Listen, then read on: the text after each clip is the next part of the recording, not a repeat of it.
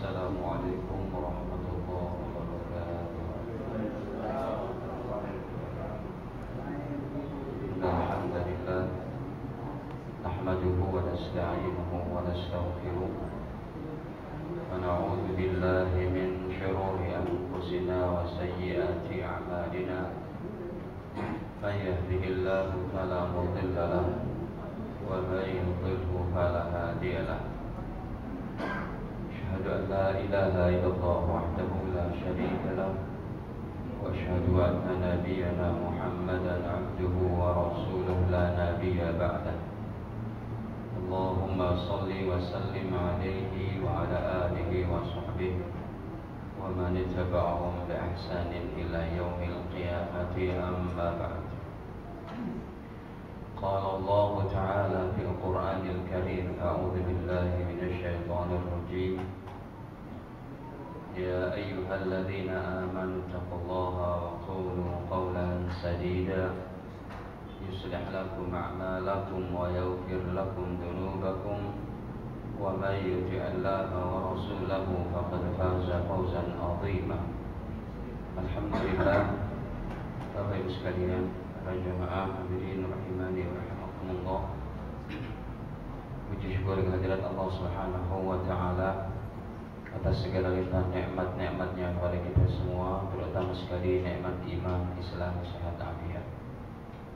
Nikmat diberikannya kita kemudahan oleh Allah Ta'ala untuk memakmurkan masjid-masjidnya, untuk membiasakan hadir dalam majelis ilmu, untuk menjadikan waktu-waktu kita menjadi waktu yang berbuahkan ridha Allah Ta'ala. Amin ya rabbal alamin. Salawat salam tidak lupa kita sampaikan kepada junjungan kita, pemimpin dua alam, Nabi besar Nabi Muhammad sallallahu alaihi wasallam, yang dengan fikir risau perjuangan beliau siang malam sehingga Islam sudah ada dalam kehidupan kita, dan semoga langgeng sampai kita bertemu dengan Allah Ta'ala. Amin ya rabbal alamin. Hadirin, berapa pertemuan kita libur ya? Dua. Karena keberangkatan umroh kami kemarin. Baik, kita masih membahas masalah syafaat.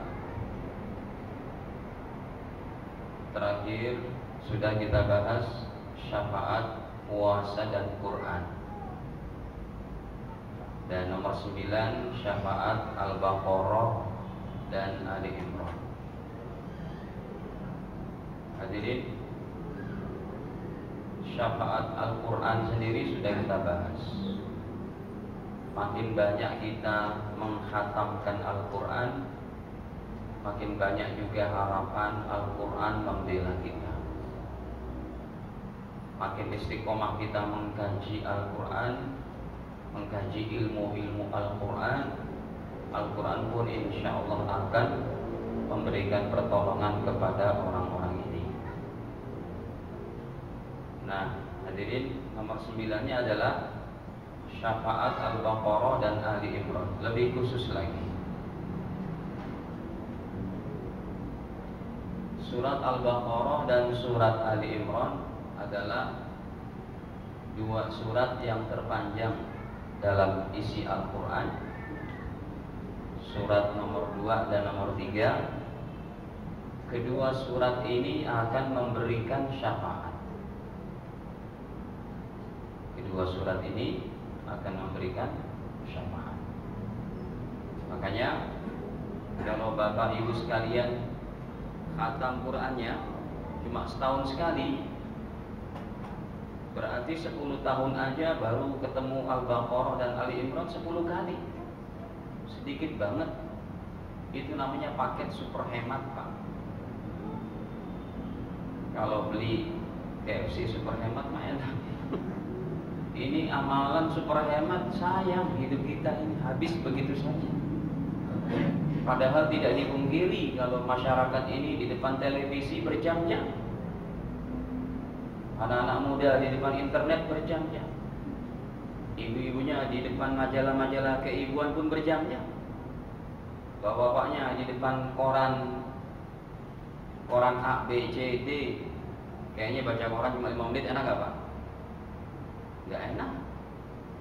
Tapi Al-Quran yang akan membela koran, televisi, internet, bahkan ini akan menjerumuskan seseorang dengan dosa-dosa kalau dia tidak pakai iman dalam mempergunakannya itu. Ya, masih duit. Ya, makanya di FB-nya itu selalu tuh disisihkan yang baik-baik ya Mas Dewi ya. Ini begini, hidup sementara, akhirat selamanya, kan gitu. Jangan malah memposting yang membawa dosa. Satu postingan ditonton sama 1 miliar, 2 miliar orang, dosanya kepada orang yang posting dulu. Hadirin, kalau Anda khatam Quran setahun sekali, ini paket hemat Pak. 10 tahun baru 10 kali ketemu Al-Baqarah. Tapi kalau kita menjalankan sunnah Nabi, hadisnya, riwayat Imam Bukhari, Imam Muslim, Imam Abu Dawud, Imam Tirmidzi, yang Nabi katakan khatamkanlah Al-Quran setiap bulan. Sudah sering itu saya bahas. Sudah sering belum Pak? Sudah diamalkan? Kok belum? Ya, Mas Rinto sudah ngamalin khatam sebulan? Apalagi menjelang 2017 nih makin sibuk. 2019 makin sibuk. 2017 dulu ya. Tim KPU ini. Tasnya udah sampai Mekah, orangnya belum sampai. Tas coklatnya udah sampai Mekah. Baju coklatnya masih di sini. Ya, semua dengan kemudahan Allah Ta'ala ya. Kemarin kita lihat jamaah di Masjidil Haram, ya Allah makin banyak. Tanya kanan, dari mana Pak? Dari Jawa Timur. Tanya kiri, dari mana Pak? Dari Bandung. Tanya depan, dari mana Pak? Dari Tangerang. Tanya belakang, dari mana? Dari Bengkulu. Orang Islam, orang Indonesia ini banyak yang umroh Pak. Berarti orang Indonesia pada kaya-kaya ya Pak. Bayangin. Hadirin, sudah kita pelajari terdahulu kalau khatam Quran itu menurut versi Nabi adalah setiap bulan. Hadisnya Sahih Bukhari Muslim, tidak terbantahkan. Yang terbantahkan itu diri kita tuh yang nggak mau bergerak juga untuk mengkhatamkan Quran sebulan. Sahih Bukhari nomor 1877.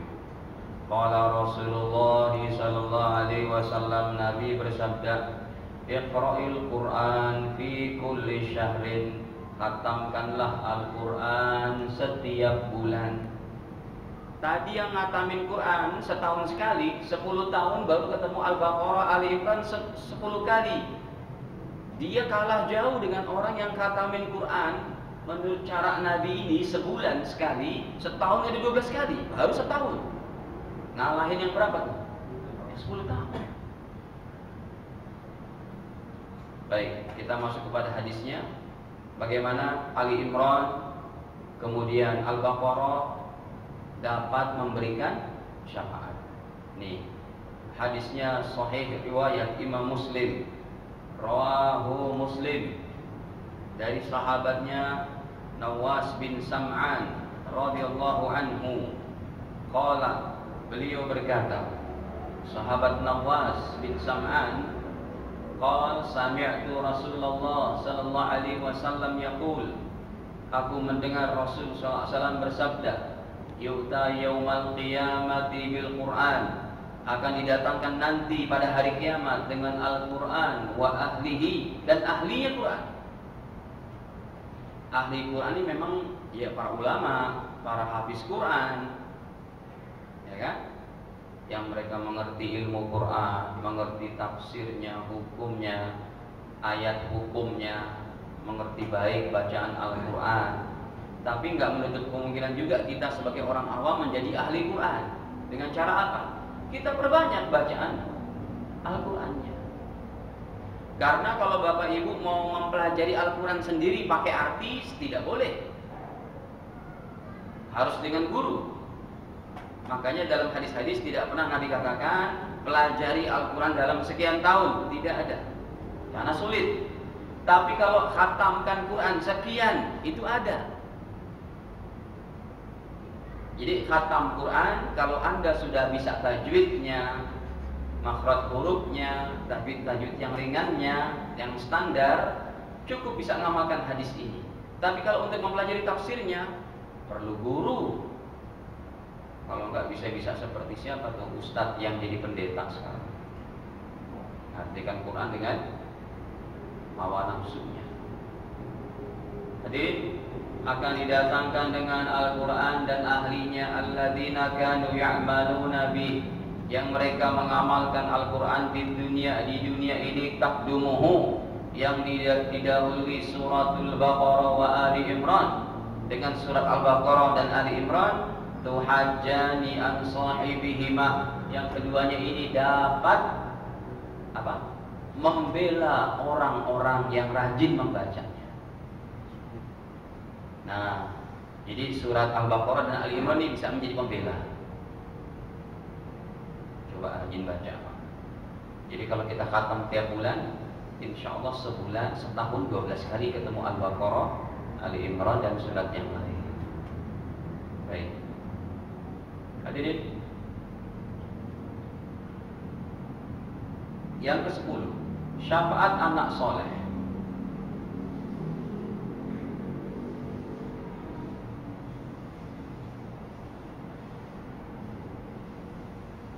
Syafaat anak soleh ini, hadirin, diantaranya sebagai satu anugerah dari Allah Ta'ala kepada pasangan suami istri yang dia bersusah payah untuk mencetak, mentarbiyah, mengajarkan putra putrinya menjadi hamba Allah yang beribadah. Ini kan anak-anak perlu dicetak, Pak. Ibaratnya Anda buat kue apa, Pak? Kue yang dicetak itu dicetaknya lonjong jadi lonjong, dicetaknya kotak jadi kotak, dicetaknya bulat seperti kue cucur jadi bulat. Itu anak-anak kita kayak begitu. Ya, hadirin, orang tua ini guru terbaik sebenarnya di rumah bagi si anak. Makanya anugerah Allah tidak tanggung-tanggung. Sekalipun orang tuanya sudah meninggal dunia, kalau anaknya itu anak soleh, maka pahalanya masih mengalir terus kepada bapak ibunya. Contohnya dalam hadis Sahih Muslim, Nabi bersabda, idza matal insanu, apabila seseorang meninggal dunia, in qata'a anhu amaluhu, maka amalnya terputus, ya kan? Illa min salasatin, kecuali dari 3 perkara. Yang pertama, kata Nabi, orang mati terputus amalnya, maksudnya dia nggak bisa beramal soleh lagi. Bukan nggak boleh dapat kiriman pahala dari yang hidup. Nih, jangan salah paham. In qata'a anhu amaluhu, kalau manusia mati terputus amalnya, maksudnya orang ini sudah nggak bisa beramal soleh lagi, terputus dari dirinya, nggak bisa ke masjid, nggak bisa baca Quran, nggak bisa tahajud lagi, nggak bisa apalagi umroh, haji, ya. Tetapi diantaranya masih mengalir pahalanya dari 3 perkara, yaitu ibadah orang lain. Ilamin, yang pertama shadaqah jariyah, yaitu sedekah yang pahalanya mengalir, atau bahasa lainnya wakaf. Siapa yang wakafkan masjid ini? Tanahnya, bangunannya, air conditionnya, seluruh yang dipakai sekarang, yang nyumbangnya itu sudah meninggal dunia, pahala masih ngalir. Itu namanya wakaf. Makanya kalau kita cerdas berarti kan, ya Allah, rupanya Allah Ta'ala kasih pintu kepada kita, sekalipun nanti semua kita sudah mati, itu pahala dari orang-orang boleh ngalir dengan cara kita banyak memberikan sedekah kepada umat Islam ini. Tapi bukan sedekah yang habis bendanya. Kalau sedekah yang habis bendanya bukan wakaf, ya. Contohnya, ada ini orang kaya minta anak yatim datang ke rumahnya, disantuni anak yatim 1 orang 1 juta. 100 orang berapa tuh? Banyak kan? Berapa Pak? 100 juta. Hadirin, kalau itu sih bukan wakaf. Karena si anak yatim dapat 1 juta per orangnya itu, duitnya itu akan dipakai dan habis. Itu bukan sedekah jariah, pahalanya tidak ngalir. Setakat itu saja tidak dapat pahala. Ya. Tapi kalau dia tambah lagi nih, sudah ngasih anak yatim, dia lihat masjid ini kayaknya ini kurang fasilitas apa ya? Ini Pak, 300 juta.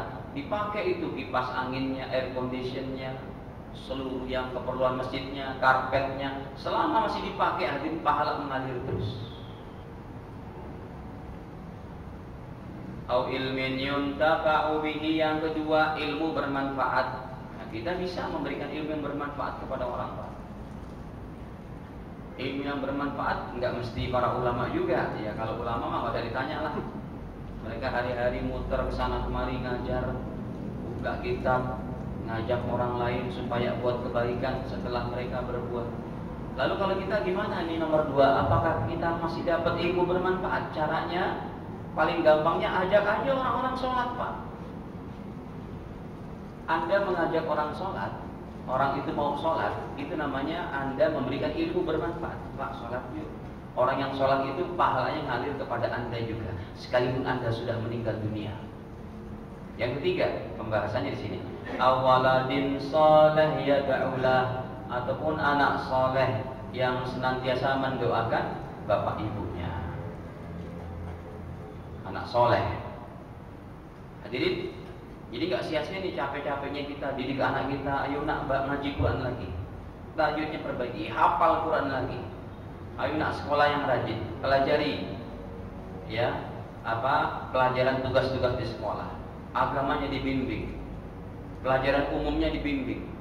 Orang tuanya capek-capek, sang bapak cari uang ke sana kemari, ibunya mendidik dengan baik juga. Pulang ke rumah, ibu dan suami dan istri selalu bermusyawarah, gimana nih anak pertama, sampai di mana hafalan Qurannya, ngaji Iqra-nya sampai mana. Sekali lagi hadirin, memang dunia ini tempat bercapek-capek ibadah. Saya tanya apa? Ada ibadah yang gak capek? Besok Ramadan nih, capek apa? Apalagi kalau ngantor pakai motor terik matahari Pak. Ustadz yang ngantor pakai motor mah enak, yang ngantor dagangan asongan kalau dia puasa. Nggak ngantor itu ya, apa? Usahanya itu apa? Dagang.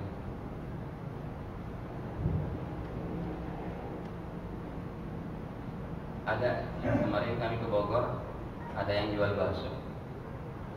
Biasanya bakso cuangki. Saya kira punya orang non muslim gitu ya. Pak, halal gak nih? Ya teh halal, Pak Haji. Ya teh cuangki artinya cari uang jalan kaki gitu. Baru tahu saya ditulis ini bakso cuangki. Digotong. Capek itu Ramadan. Kemarin kami umroh naik pesawat berapa jam itu, pakai transit segala ini Dubai 14 jam. Ya Allah, di atas pesawat begini apa nggak capek? Capek Pak. Seperti sekarang juga masih capek ini. Enaknya di rumah aja gitu. Hadirin, kata Sayyidina Umar, siapa yang bercapek-capek dalam ibadah, sesungguhnya capeknya akan habis dan sirna, tetapi pahala ibadahnya akan kekal abadi. Dan sesungguhnya siapa yang bersenang-senang dalam maksiat, sesungguhnya kemaksiatan itu kan habis dan kesenangannya akan habis dan sirna, tapi dosa maksiatnya kekal abadi. Nggak ada yang nggak capek. Semua orang capek. Para ulama capek, orang tua capek, istri pun capek. Ya, apalagi istri yang nggak bekerja di rumah, sehari itu dia berjalan ke sana kemari bisa 10.000 kaki langkah. Kalau dihitung coba aja.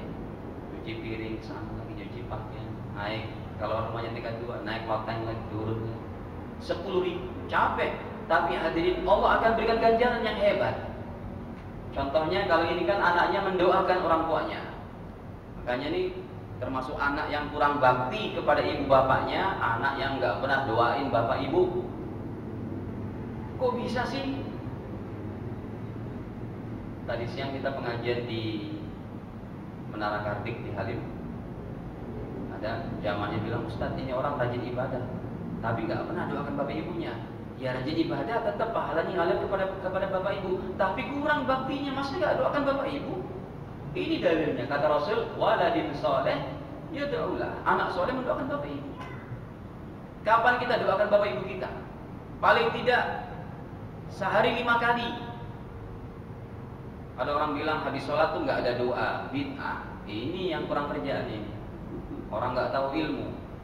Ada hadisnya, sahih, riwayatnya Hasan, riwayat Imam Tirmidzi. Nih saya tampilkan coba.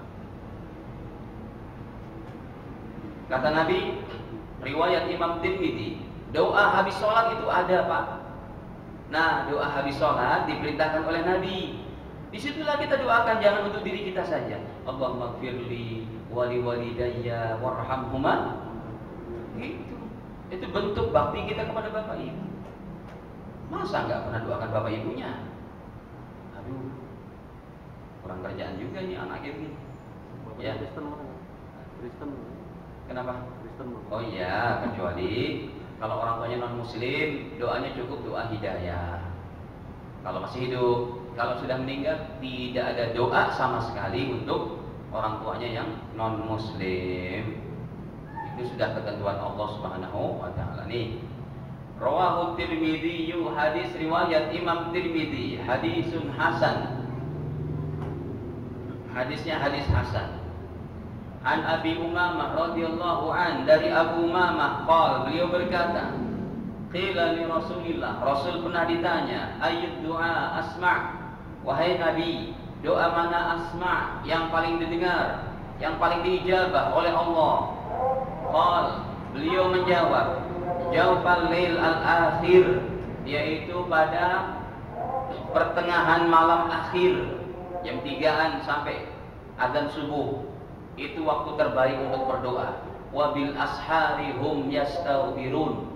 Dalam Qur'annya Allah firmankan, dan pada waktu sahur mereka banyak-banyak memintakan ampun kepada Allah. Lihat, yang pertama adalah kapan doa didengar, sepertiga malam terakhir. Yang kedua, wa duburas shalawatil maktubat, habis sholat 5 waktu, doakan. Hadirin, ada lagi selain doa, istighfar kita untuk bapak ibu kita sangat hebat manfaatnya. Kita buka saja hadisnya, riwayat Imam Ahmad. Dalam riwayat Imam Ahmad, Nabi yang mulia sallallahu alaihi wasallam bersabda, ya, qala Rasulullah sallallahu alaihi wasallam, nomor 10610,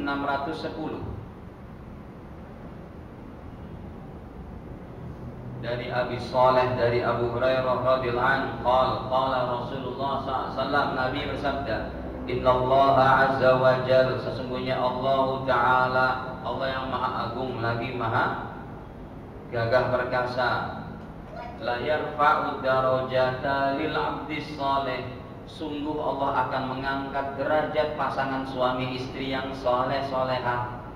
Terjemahnya terjemah bebas. Sungguh Allah akan mengangkat derajat pasangan suami istri yang soleh solehah fil jannati, dalam surga. Suami istri ini diangkat derajatnya oleh Allah. Pasti muslim. Kalau nggak muslim, nggak mungkin. Baik, fayaqul, akhirnya suami istri ini berkata, ya Rabbi, ya Allah Tuhanku, anna li hadi, dari mana ya Allah? Dari mana derajat yang tinggi ini kami dapatkan? Sepertinya amalan kami enggak seperti ini juga. Fayaqul, maka Allah berfirman, bistighfari waladika laka, ini karena istighfarnya putra putrimu. Coba hadirin, kalau istighfar kan minimal 70-100. Jangan cuma astagfirullahaladzim, astagfirullahaladzim, tambah astagfirullahaladzim li wali walidayya, ataupun yang paling gampang rabbighfirli wali walidayya rabbighfirli, pegang tasbih. pegang alat counter itu, ya, apa, digital counter itu, penghitung digital. Baca Rabbi firli wali walidayya top 1, Rabbi firli wali walidayya top 2, gitu kan? Coba tiap hari. Banyak waktu kita, Pak, banyak. Kita saja yang nggak memanfaatkan. Orang mikir kita sampaikan, Ustaz gimana khatam Quran sebulan? Enggak kerja dong, enggak ke kantor. Siapa bilang? Mengkhatamkan Quran sebulan, Pak, sangat ringan, ringan yang sangat. Saya bolak-balik dari tadi. Sangat ringan. Anda cuma perlu waktu 5 sampai 7 menit tiap habis sholat. Habis sholat 7 menit baca. Alif lam mim dzalikal kitabul la raiba fihi, dengan tajwid yang cepat dikit ya. Yasin wal Qur'anil Hakim innaka laminal mursalin, seperti itu. Ya, dengan bacaan yang agak cepat sedikit seperti hal ataka haditsul ghasyiyah wujuhun yawma idzin khashi'ah 'amilatun nasibah, dengan bertajwid cukup 7 menit dapat 2 lembar. Habis subuh 2 lembar 7 menit, zuhur 2 lembar 7 menit, asar maghrib isya 2 lembar 7 menit, dapat 10 lembar. 10 lembar itu 1 juz. Khatamin Quran sebulan amatlah mudah. One day one juz, mudah. Hadirin, nih istighfar kita sangat bermanfaat bagi bapak ibu kita. Memang Pak, berpisahnya kita dengan orang tua kita tidak akan terhalang dengan dunia alam gaib, alam barzakh. Kan udah berpisah nih, tapi itu bisa ditembus hadirin dengan hebatnya istighfar dan doa putra putri si ayah dan ibu. Hebatnya Islam begitu. Orang tua kita sudah di alam kubur, tapi dengan istighfar dan doa kita tembus, Pak. Kalau Anda mau meyakini tembusnya itu sampai ke sana, ya silakan pergi juga. Gimana caranya perginya itu? Nggak bisa dipaksain ya. Nanti udah waktunya habis sendiri itu. Ya, habis. Ya Allah, dunia sementara, akhirat selama-lamanya. Padahal majelis-majelis kayak begini nih, ini dipandang mewah sekali di pandangan Allah Ta'ala dan para malaikat. Sekalipun ornamen benda-bendanya sederhana, tapi di hadapan Allah sangat mewah. La ilaha illallah Muhammad. Itulah iman. Iman memandang suatu itu dari situ. Iman bukan gak perlu keindahan, boleh, tapi keindahan yang sejalan dengan keridhaan Allah Ta'ala. Baik, selanjutnya syafaat orang tua yang soleh beriman kalau anaknya wafat sebelum balik. Ini kebalikannya. Orang tuanya rajin ibadah, bapak ibunya rajin sholat, rajin mengaji, rajin berinfak, sedekah, hablum minallah bagus, hablum minan nasnya bagus. Setiap ketemu orang, dia senantiasa menjadi penyejuk hati orang lain. Hadirin, suami istri ini soleh-soleha, anaknya meninggal usia 3 tahun, 4 tahun. Oh, ini kebalikannya. Suami istri yang soleh-soleha bisa berikan syafaat juga kepada anak-anaknya yang anak-anaknya usia 4 tahun meninggal sebelum balik, 5 tahun, 7 tahun, 10 tahun semuanya belum balik. Mereka kan belum punya ibadah. Rupanya ketinggian derajat mereka Allah ikutkan dengan amal soleh bapak ibunya. Untuk yang nomor 11 ini malahan dalilnya adalah dalilnya Al-Quran. Dalam surat At-Tur ayat ke-21 Allah Ta'ala berfirman, Walladzina, ayat ke-21 ya, Walladzina amanu wa taba'athum dzurriyyatuhum biimanin, dan orang-orang beriman yang diikuti oleh anak-anak mereka dengan keimanan, alhaqna bihim dzurriyyatahum, kami ikut sertakan anak-anaknya dengan pahala bapak ibunya. Wa ma alatnahum min amalihim min syai', kami tidak mengurangi pahala bapak ibunya. Bapak ibunya punya pahala 100 umpamanya, anaknya meninggal di usia 2 tahun, 3 tahun belum punya ibadah, itu Allah ikutkan derajat mereka di surga pun 100. Bukan kayak logika kita. bapaknya punya 100, anaknya ikut nebeng, kurang nggak? Kurang. Seberapa nih anaknya ngambil? 50, bapak ibunya 50? Tidak. Di akhirat tidak begitu. Kalau bapaknya punya 100, anaknya diikutkan serta. Oh, jadi rupanya kalau kita baik sebagai kepala keluarga, sebagai wakil kepala keluarga yaitu istri, kitanya baik, soleh pun seumpamanya anak kita yang meninggal usia kecil, itu akan kita bisa memberikan kebaikan kepada anak-anak tercinta kita. Makanya ini keluarga kita, Pak, keluarga bukan cuma sampai di dunia ini. Setelah kita tadi, dulu berapa puluh tahun lalu nih kalau orang tua kita ini, dulu kita ngucapin sama-sama apa? Qabiltu nikahaha wa tazwijaha fulanah binti fulan bimahril mazkur. Masih ingat nggak, Pak? Nih bapaknya pakai baju putih siapa namanya? Masih ingat nggak, Pak? Nggak ingat. Saya terima nikahnya nggak ingat. Setelah kita ngucapin saya terima nikahnya, ya dulu mantan anak mertua saya terima nikahnya dan kawinnya ini dengan mahar sekian-sekian gitu kan. Rupanya dibalik ungkapan yang ringan itu, Pak, ini keluarga harus dibawa sampai ke surga. Jangan cuma sampai di rumah susun pondok kopi. Cita-citanya dangkal banget. Saya mau bawa nih anak istri saya kemana? Ke surga. Itu bapak saya, itu ibu saya. Baik, selesai. Nomor, insya Allah sebelum Ramadan masih ada berapa kali pertemuan lagi. Nanti kita akan bahas juga ulas balik pengulangan hadis-hadis puasa ya, persiapan. Tapi bukan sekarang. Mungkin masih ada berapa kali lagi. Sekali, irit banget sekali. Yang 12, anak meninggal sebelum baligh. Oh, gantian lagi nih, Pak. Kalau ada orang Islam, bapak, ibu, suami, istri, anaknya kecil meninggal usia 3 tahun, ini juga kebalikannya lagi. Bapak dan ibunya mendapat syafaat, dijamin masuk surga. Syaratnya anaknya meninggal 3 orang. Ustaz, gimana?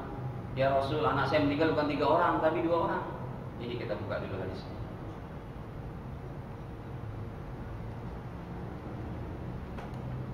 Dalam riwayat